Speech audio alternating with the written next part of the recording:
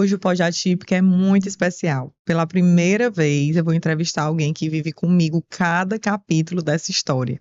Meu marido, Elcio, pai do Arthur e do Henrique. E eu quero que vocês conheçam não apenas o homem que está ao meu lado, mas o pai que muitos não veem. Porque ser pai atípico também é viver medos, lutas, renúncias e principalmente um amor que transforma. Antes de começar esse episódio, eu quero fazer uma reflexão. Quando a família recebe o diagnóstico de uma deficiência, a vida muda completamente. Infelizmente, existem muitos relatos e estudos que mostram que um número significativo de pais acaba se afastando ou abandonando essas famílias. Mas hoje esse episódio não é sobre quem foi embora, é sobre quem escolheu ficar. É sobre os pais que enfrentam consultas, terapias, internações, processos judiciais, noites sem dormir e incertezas. Os pais que carregam os filhos no colo quando eles já não cabem mais no colo. Os pais que aprendem a celebrar pequenas conquistas que o mundo nem percebe. Hoje é uma homenagem a esses homens, aos pais atípicos que permaneceram, que dividiram o peso, o medo, as lágrimas e também as vitórias. E por isso o convidado de hoje não poderia ser outra pessoa. Vou conversar com ele, o pai do Arthur e do Henrique, um homem que escolheu ficar, lutar e transformar essa caminhada em amor todos os dias. Feliz Dia dos Pais a todos os pais que permanecem, porque ficar também é um ato de amor. Muito obrigada, Elcio, por ter aceitado esse convite para estar no Pod Atípica. O primeiro homem aqui do nosso podcast. Não poderia ser outra pessoa, a não ser você. E vai ser um episódio bem leve e vamos conversar bastante sobre a paternidade atípica. Obrigado. Queria desejar também Feliz Dia dos Pais a todos os pais que nos assistem hoje. Queria que as mães convidassem, né, os pais que estão em casa aí para assistir a gente hoje. Tenho certeza que vamos levar muitas informações importantes para esses pais e contar um pouco mais da nossa história e da sua história como pai atípico. Elcio, qual foi o momento que tu percebeu que a nossa família, que a tua paternidade, mais especificamente, seria diferente da que tu imaginava? Bem, demorou, né? Demorou muito a cair a ficha, assim, de que seria diferente. A gente já tinha o Henrique há pouco tempo. Todo mundo que segue a Laura já sabe que foi um parto normal, foi tudo dentro dos conformes, tudo dentro do que é esperado. E a gente, apesar de alguns sinais que já vinham vindo na gravidez da Laura do Arthur, a gente achava e tinha aquela confiança de que iria dar tudo certo, que ia ser tudo bem novamente, né? Porque a gente já estava naquela confiança de como foi a do Arthur. E aí, mesmo quando o Arthur nasceu, às pressas, de madrugada, que foi aquela confusão toda, dentro de mim eu acreditava, não, isso aqui vai passar, amanhã o Arthur tá bem melhor, vai pro quarto e vai dar tudo certo. E as coisas vão acontecendo, você não vai notando a gravidade daquilo que está acontecendo ali diante dos seus olhos, você sempre vai achando que amanhã vai dar certo, amanhã vai melhorar, amanhã vai resolver, amanhã chega um médico aqui, vai dizer que tá tudo bem e nós vamos para casa seguir felizes. Mas aí, com o passar 10 semanas, aí é que a ficha vai caindo um pouquinho. Vão vindo os primeiros exames, vão vindo as primeiras consultas, as primeiras conversas com os médicos, com os especialistas, e você ainda fica com aquele negocinho dentro de você, muito tempo acreditando que vai mudar, que vai ser diferente. Então, não é rápido, não. Demorou, mas foi assim, sei lá, o Arthur recebeu o diagnóstico de paralisia cerebral mesmo, com esse nome, quando ele tinha 5 meses. Isso. Foi depois disso? Depois. Vários meses. Tipo, já a gente tem que pegar tem que pegar o primeiro diagnóstico, tem que conversar com o médico, você não acredita no primeiro médico, você busca um segundo médico, você não acredita no segundo médico, você busca um terceiro médico. Confirma tudo e você ainda não acredita. Um pouquinho, né? Você fica naquela esperancinha de que alguma coisa vai acontecer que vai mudar. Entendi. Aí até cair a ficha foi quase 1 ano. E eu lembro muito bem que realmente foi assim, né? A minha caiu um pouquinho antes, porque eu tive que já tomar muitas providências ali. Mas era assim, parece que depois que passa, que você vê, meu Deus, eu não estava enxergando a gravidade daquilo. Eu passei um tempão assim, naquela esperança mesmo de que mudasse. Eu vi, uma coisa que me fez notar assim, que era uma coisa seríssima, foi tu, de madrugada, com o notebook na mão, chorando em cima do notebook, pesquisando alguma saída, pesquisando um exame mais específico, um especialista mais específico. mandando requerimentos para plano de saúde, para exigir isso, e tendo negativas, e buscando conhecer como era que tu ia fazer isso na justiça, porque era tudo novo para ti também. Aí eu vi que tu tava já na luta, lutando por aqueles primeiros passos que uma mãe atípica tem que dar. É verdade. E naquele tempo, assim, tem algum momento que tu lembra até hoje, nitidamente, como se tivesse acontecido agora? Não, isso aqui me marcou, daquele período do diagnóstico, da aceitação. Teve uma vez que a gente buscou um especialista de fora, que era de confiança, assim, minha. E aí, mais uma vez, ele confirmou o que a gente já sabia e não queria acreditar. Naquele momento eu vi que ali já era assim, é isso, e agora a gente vai ter que encarar isso da melhor forma e lutar para conseguir tirar dali o máximo que o Arthur pudesse desenvolver. Eu lembro que era um neurocirurgião muito renomado, que tinha sido teu vizinho, Isso. morava fora e era um dos únicos neurocirurgiões pediátricos do Brasil na época. E aí eu lembro que tu ligou pra ele, quando ele te ligou, Mostrei aí ele os falou, exames. Elcio, aqui, aí. E ele nem falou, e ele deu esperança, né? Olha, mas com muita Deu. terapia, Ele ele foi pode se bem desenvolver. humano na hora de Mas falar, mas eu já... parece assim que uma pessoa um terceiro, assim, que veio mesmo pra Isso. dar aquela opinião, foi o Foi. que pesou. Pra cair um pouco a ficha do que a gente já sabia e não queria acreditar. Eu lembro disso aí. E o que é que mais te deu força pra continuar nesse momento do diagnóstico? Foi ver a tua luta. Foi ver a tua luta. Eu lembro, assim, que uma época tu ainda era muito apegado ao Henrique. O Henrique era um bebezinho de 1 ano. E eu lembro um dia que a Laura teve que ficar indo todos os dias pra UTI e acompanhar e tentar dar leite e não sei o quê. E aí tu falou pra mim, segura o Henrique lá em casa. Faz o que tu puder por mim, por ti, por ele, pra eu poder me dedicar pro Arthur. Eu lembro também. Foi muito difícil, porque quando o Arthur nasceu, o Henrique tinha 1 ano. A gente tinha acabado de se mudar para um apartamento maior, porque o Arthur tinha nascido. E foi totalmente diferente do que a gente pensou, né? E aí o Henrique estava aprendendo a andar, o Henrique estava nascendo o primeiro dentinho, que ele sempre foi atrasado no nascimento dos dentes. E foi um período que eu tive que me dedicar muito na UTI, né? De ficar com o Arthur, de estar entendendo tudo que estava acontecendo na nossa família, de fazer algumas viagens só com o Arthur para São Paulo, que foram muito doloridas. Foi um período que eu me distanciei muito do Henrique. Eu lembro que o Henrique chegou a chamar a minha mãe, que é a avó dele, de mãe, porque ele ficava muito tempo lá na casa da mamãe. E eu lembro também que eu te pedi, eu disse, Elcio, tem que ser agora pai e mãe, porque o menino precisa voltar para casa, precisa entender que ele tem ali aquela constituição que era a que a gente tinha antes do Arthur, muito boa, né? A gente sempre cuidou muito presente do Henrique, assim, mas foi um momento bem difícil mesmo. E o que é que te mudou como homem? O que é que o Arthur te mudou como homem? Na verdade, os 2 filhos me mudaram muito, né? Porque depois do nascimento do Arthur, teve essa divisão, assim, da Laura se dedicar 100% pro Arthur e eu fiquei dedicado 100% pro Henrique dentro de casa. E isso gerou, assim, um certo distanciamento entre eu e o Arthur, entre a Laura e o Henrique. Tanto que depois de alguns meses que o Arthur foi para casa, eu ainda demorei, eu ficava, Laura, eu quero criar um laço com o Arthur, eu quero me forçar a criar esse laço e demorou. O Arthur só se acalentava se fosse com a Laura. Ele meio que não... Eu era um pouco meio que estranho para ele lá mesmo. Eu ia visitar na UTI e tudo, não era igual.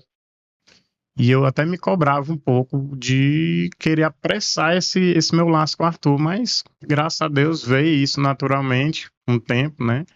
Hoje ele há muito tempo, né? Já é meu grudinho lá em casa e tudo. Graças a Mas Deus. teve esse período que foi meio estranho, né? Foi meio estranho, mas rapidamente as coisas foram se acertando. Aí nisso também o Henrique, quando o Arthur chegou em casa, o Henrique logo foi pra cima dele, aquela novidade, e brincava e perguntava por ele, queria toda hora ir no bercinho dele lá pra olhar ele. Aquilo ali, querendo ou não, ele já tava me ensinando alguma coisa, né? Desde pequenininho. Aí, quando hoje em dia que todo mundo segue as redes sociais da Laura, vê como é que o Arthur se relaciona com o Henrique e o Henrique com ele, isso daí é uma aula de vida e de amor sincero que ele dá para todo mundo. Ele abriu meus olhos assim para enxergar coisas simples que a gente deixa passar desapercebido durante o dia, que hoje em dia o meu olho já está mais aguçado para essas mini vitórias que a gente tem, a gente comemora, e é muito importante para Arthur. Eu já ia te perguntar isso. Existe algum momento ali do dia a dia? Eu sei que tem vários momentos, mas existe algum específico ali, do momento do dia a dia, no detalhe, que o Arthur faz alguma coisa e tu para e pensa, meu Deus, que vitória, essa criança fazer isso, obrigado, gratidão. Qual é esse momento? Eu sei que tem várias coisas, mas qual é o especial para ti? Tem os momentos de vitórias mesmo, de saúde, fisiológicos dele, ele poder comer uma comida que ele gosta, mastigar direitinho, comer a comida que ele gosta, dizer o que é que ele quer comer. Eu tinha muito medo também dele de não conseguir se expressar o que ele queria, tipo uma dor que ele estivesse sentindo, uma coisa que ele queria comer, alguém que ele queria chamar. Graças a Deus ele se envolveu muito bem e hoje em dia ele consegue fazer tudo normal. Sou muito grato a ele ter desenvolvido essas habilidades bem. Tem também quando ele quer ser um danadinho, que ele dá uma pirraçadinha, ele quer ser um danadinho, assim. A gente acha lindo. Eu acho massa, porque aproxima ele de um filho típico. Ele é bem... Ele mostra pra gente que ele é um filho como qualquer outro. Esses momentozinhos, eu lembro que uma vez ele caiu na fono, né? Escapuliu ali, bateu o rosto num brinquedo e cortou aqui. Aí ele chega, aí a fono me liga, morta de preocupada. E você fica, meu Deus, eu acho lindo que ele caiu. Sorrindo. Ele conta ele sorrindo. No dia que a gente chega pra pegar ele na física, às vezes que ele tá no andador, lá no sol quente, no todo quintal, suado. na calçada, a gente acha lindo ele suado porque tava correndo. E ele faz sorrindo, ele gosta de fazer as mesmas coisas que qualquer criança faz. E o que mais me deixa feliz nas habilidades que o Arthur tem hoje é o fato dele falar. Sim. Porque, assim, ele conseguir se expressar, dizer o que tá sentindo, se tá sentindo dor, se alguém fez alguma coisa, tudo, né? Ele é muito expressivo, ele fala, ele sabe todos os sentimentos e ele diz, eu tô feliz, eu tô triste, eu tô zangado, eu tô chateado, eu tô estressado. Eu tava ensinando ele esses dias a cheirar a florzinha e soprar a velinha quando tá estressado, pra se acalmar, e ele entende perfeitamente, já tá fazendo sozinho. O Henrique treina muito isso também com ele, quando ele tá chorando, o Henrique chega e pede pra ele respirar, manda ele se acalmar, e ele atende o Henrique, impressionante. Né? Elcio, e o que é que você diria que um pai atípico precisa fazer para apoiar uma mãe atípica?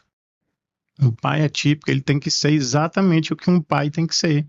Um pai típico ou atípico. Ele tem que fazer o papel de homem, só isso, tá dentro de casa, apoiar a esposa no que ela precisar e apoiar seu filho como qualquer outro. Não é nada de extraordinário. Ele só não tem que ser covarde, só isso. Perfeito. A gente está num mundo, né, que tem estudos aí que 80% dos pais atípicos abandonam as suas famílias quando descobrem o diagnóstico, e a gente vê isso na prática ali no escritório. Muitas mães chegam sozinhas atrás dos seus direitos. E muitas mães relatam assim, que o pai, além de não aceitar bem o diagnóstico, dizer que a mãe está procurando pelo em ovo, o pai muitas vezes reclama porque a mãe não está dando atenção. Naquele momento, claro, a gente sabe que tem vários momentos, altos e baixos, a paternidade atípica, a maternidade atípica, as famílias atípicas são compostas por altos e baixos. Tem momentos que tá ótimo, tem momentos que a gente, um tem que se entregar mais do que o outro, um tem que compreender o outro. Ausente. E eu fico revoltada quando eu escuto, assim, uma mãe me dizendo, não, pai, tu sabe, né, que a gente ainda tem que dar atenção, porque ele não entende que a gente não tá podendo dar essa atenção, como se fosse, assim, um terceiro filho que tá com ciúme. Né? E isso é muito absurdo, porque ele não é para outra coisa, é para o seu filho. Às vezes o pai entende que o filho é só da mãe. Sim, que a responsabilidade é da mãe. Ele tá ali totalmente jogado e que a mãe é a culpada. Eu lembro que chega cliente também, às vezes, no escritório, aí diz, a Laura sempre se preocupa com essa parte e pergunta para a mãe, e o pai, como é que ele tá, como é que ele fica nisso, como é que é o posicionamento dele? Aí às vezes a mãe diz, não, ele paga a pensão direitinho. Mas o cuidado fica todo sob minha responsabilidade. Ele acha que pagando ali a pensão dele, ele tá fazendo a parte dele. Com certeza.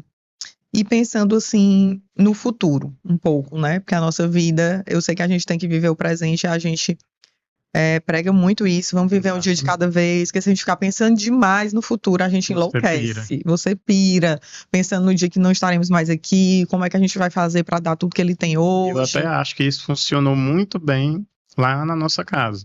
A gente chegou uma hora que a gente disse, não, vamos parar de projetar coisa para frente, senão a gente nem vive o hoje. E a gente vive muito bem o hoje, graças, eu acho, a esse nosso entendimento de não ficar projetando muito o futuro, mas é impossível você não querer se preparar para o que é que vai ser dele daqui a 5, 10 anos, 15 anos, 20 anos, né? Viver o presente sem pensar no futuro, só que Só que pensando um pensando bem um pouquinho, pouquinho. porque não tem como não pensar um pouco no futuro quando a gente vive num país como o Brasil, que tem, assim, muitas coisas a melhorar em relação à pessoa com deficiência, né? Mas hoje, qual é o teu maior sonho pro Arthur? Meu maior sonho para o Arthur hoje é quando ele chegar aí daqui a 5, 10, 15, 20, 30 anos, a gente vive num país que seja mais inclusivo, que seja mais acessível, que esteja preparado para pessoas com qualquer tipo de deficiência ou de neurodiversidade, né? Que seja mais pessoas mais empáticas, cidades e estados mais acessíveis e mais inclusivos. E eu acho que foi até esse pensamento no futuro que foi te levando para onde tu tá hoje. Exatamente, com o seu apoio, graças a Deus. E se você pudesse voltar no tempo e conversar com o Elcio lá daquele dia que recebeu o diagnóstico, que ainda estava tentando entender tudo aquilo, que estava sofrendo, eu sei que você sofreu e segurou muito a barra e tentava não demonstrar para mim que estava sofrendo, mas tinha momentos que você realmente desabava, porque é normal, não tem como.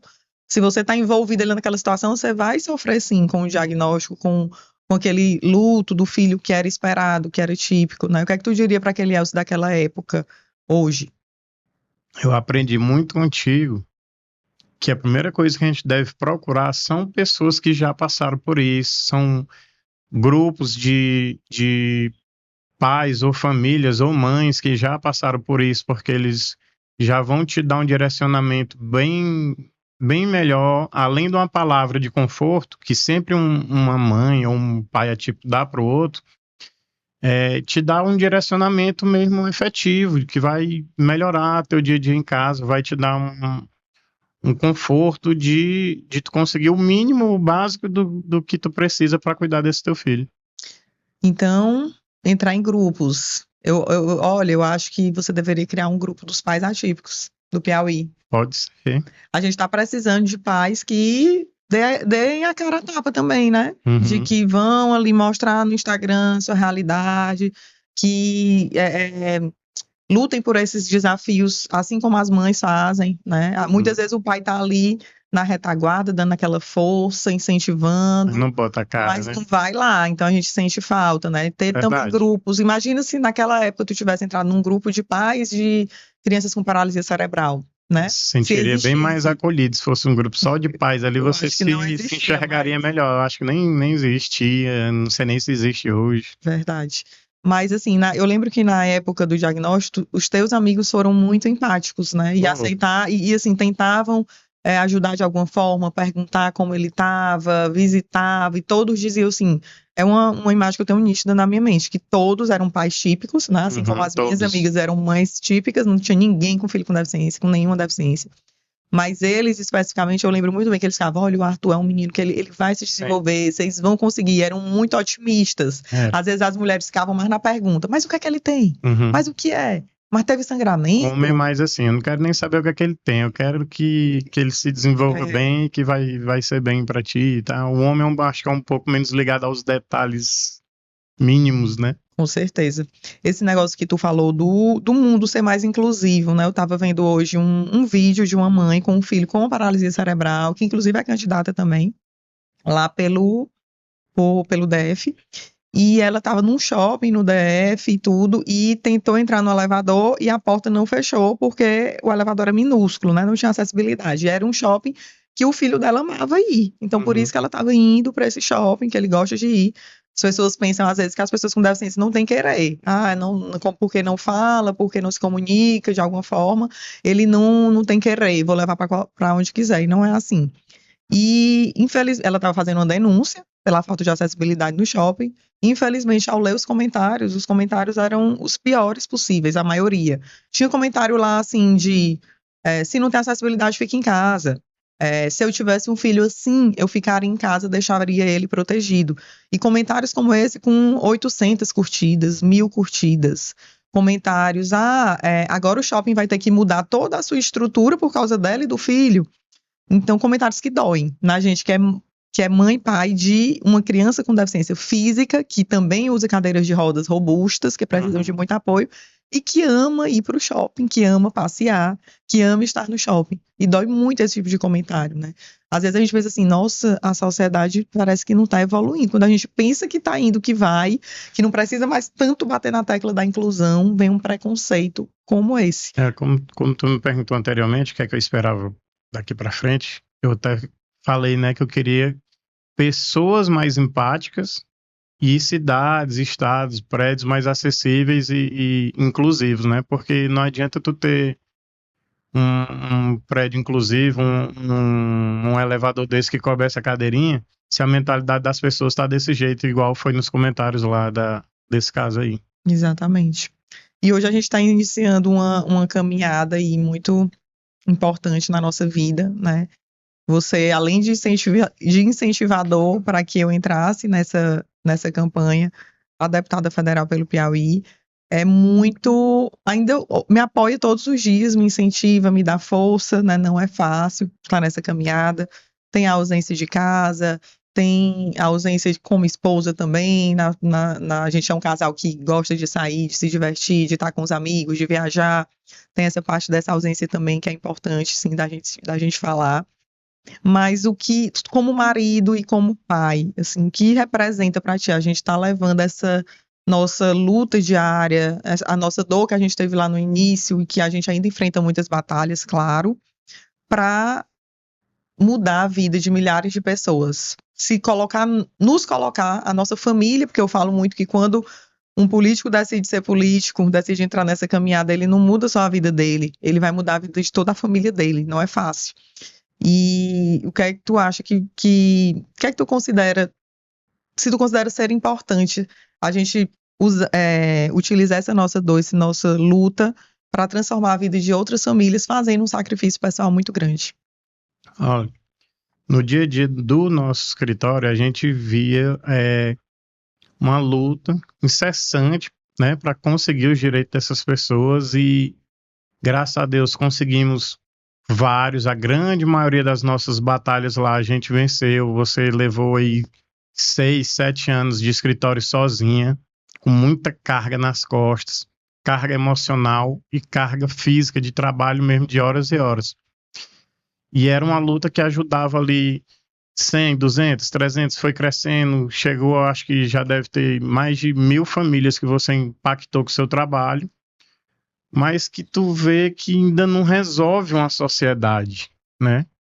É uma luta que agora tu entrando na política, como deputada federal, e com o teu trabalho que tu se empenha em tudo que faz, tu vai poder fazer uma diferença na vida de milhões de pessoas até, porque tu vai legislar para o Brasil inteiro, vai fiscalizar para o Brasil inteiro, né? Então tu vai poder impactar milhões de pessoas, famílias e pessoas com deficiência, né, no caso. Nós. Obrigada, vamos juntos nessa luta. Vamos lá. Eu lembro que uma pessoa que está trabalhando com a gente na campanha falou com a Elsa assim, é uma coisa bem de bastidores, falou assim, Elsa, segura as pontas, não vão brigar, porque eu já vi aqui no meio da campanha, a esposa sai do grupo da campanha, para de falar com o marido, volta 15 dias depois, acontece muito isso, porque é um relacionamento muito intenso, né? Intenso. E a gente já tem maternidade atípica, ir para todo lado, família atípica, os dois neurodivergentes, as questões são muito pesadas, intensas, e aí tem o tribunal, tem o escritório, e tudo junto, né? E sempre a gente juntos, tanto na parte da família, como no escritório, como agora nessa caminhada política, que eu até pensei, não, eu acho que agora na política vai ser assim, ele vai ficar mais ali no escritório, coordenando tudo, e eu vou ficar aqui, mas não deu certo. Não deu. Foi misturar de novo. A gente precisa sempre estar junto e eu preciso do apoio dele muito também lá na parte da campanha e também no escritório. Então, a gente sempre está resolvendo tudo junto. Mas falando um pouquinho do Henrique. Uhum. que também vive essa realidade. E é um irmão, assim, maravilhoso, Exemplo. maravilhoso, exemplar. Como é que tu enxerga o papel dele na nossa família, pro Arthur, pra gente? Eu acho primordial. O Henrique, ele me surpreende muito nesse aspecto aí. Ele respeita a nossa ausência por conta do trabalho, ele entende essa ausência por conta do trabalho, ele explica isso daí para o Arthur, e o Arthur entende muito o que o Henrique fala. Parece que a absorção das coisas que o Henrique fala para o Arthur é maior do que de qualquer outra pessoa falando para ele. Então, o Verdade. Henrique entende muito. Quando ele era pequenininho, eu disse, Laura, o Henrique nasceu para ser irmão mais velho. Aí ele, por que tu fala isso? Porque ele é compreensivo, ele traz calma, ele traz força, traz ensinamentos, assim, até de guarda também, ele é muito defensor. Às vezes eu estou discutindo alguma coisa com a Laura, ou do escritório, da política, a gente se exalta, não sei o que, eles não briguem, aí a gente explica para ele, a gente não tá brigando, isso aqui é uma discussão mesmo. E às vezes a gente precisa discutir e tal. Eles, não, mas não precisa discutir, não precisa brigar. Ele é aquele pacificador da casa. Então, assim, ele tem um papel primordial na nossa casa. E tu falou isso, que ele tinha jeito de irmão mais velho muito antes de eu engravidar, né? Antes de engravidar, era, porque o perfil dele era de sereno, de responsávelzinho. A gente falava as coisas, ele fazia. Era bem... Ele tinha esse perfil mesmo e tá fazendo jus ao papel. Eles nasceram pra ser irmãos. Isso aí é bem claro pra gente. Todo dia, a cada minuto da nossa vida. Eu tenho mais certeza. Da hora que a gente acorda, abre o olho, até a hora que vai dormir, a gente olha pra aquilo ali. E isso faz a aceitação vir mais fácil. Mais fácil. Porque você olha pra aquilo ali, não tinha como ser diferente isso aqui. Não tinha. Parece que a família foi feita pra ser daquele jeitinho ali. Não dá pra imaginar isso aqui sendo diferente. Parece que tava escrito, assim. Deus escreveu essa história aqui pra nossa família. Assim, hoje é tão... Pelo menos pra mim é muito natural. Eu vejo com naturalidade. Lá em casa tem 5 cadeiras diferentes lá, andador na sala. Quem acha que quem chega e entra leva um susto. Meu Deus, que é isso tudo? E a gente passa por ali, nem... É como se fizesse parte mesmo da nossa... Eu acho que esse ano, o Arthur fez 8 anos agora, e foi um marco, assim, pra mim, dessa naturalidade. Que sempre quando chegava perto do aniversário dele, já comentei contigo, eu ficava pensando nas outras crianças de 8 anos, ou sempre que voltava às aulas agora, aí aquelas crianças tudo correndo, material escolar, e a gente atrás de material adaptado, de PEI, de currículo adaptado, de tarefa, e eu ficava, né, por que a minha vida não é assim? Por que não foi assim? E esse ano não senti nada, nem assim, no dia do aniversário eu não senti, às vezes eu lembrava da UTI, do aniversário dele, né, de como tinha sido o nascimento e tudo, e esse ano foi assim... Viveu mesmo. Eu vivi a minha realidade, muito feliz e agradecida a Deus, foi muito bom. Elcio, e o Arthur e o Henrique, um dia, e acho que não vai demorar muito, em breve, vão assistir esse episódio. Sim. O que é que tu queria que eles escutassem do pai deles hoje? Eu queria que eles escutassem assim, que a gente abriu mão de muita coisa. Apesar da gente ser muito presente, muito apegado, a gente abre mão todos os dias de tempo, de uma saída a mais com eles, de uma viagem a mais que a gente poderia fazer. Mas eu queria que eles lembrassem que a gente abriu mão disso, não só pela gente, né, mas por outras várias famílias que precisam muito mais do que nós. Porque hoje em dia você olha para uma criança que tem paralisia cerebral, como o Arthur, que tem 8 anos, e olha para uma criança que tem paralisia cerebral de qualquer lugar que você conheça. Dificilmente a pessoa, a criança é tão desenvolvida como o Arthur. Isso aí me dói. Saber que essa criança que tem 7, 8 anos aqui, que está atrofiada, que a musculatura não desenvolveu, que está todo rígido, que não aprendeu muita coisa ainda, poderia estar como o Arthur estava hoje se as leis que existem hoje fossem cumpridas, não fossem negadas a ele, e que não fosse obrigado a ter que judicializar, brigar na justiça, contratar bons advogados, porque advogado que não é muito especializado nisso não logra êxito, nada e morre na praia. Então, assim, me dói muito ter que lutar tanto para chegar onde o Arthur chegou hoje. E as outras milhares de famílias não têm condição de chegar a esse acesso à justiça como a gente teve.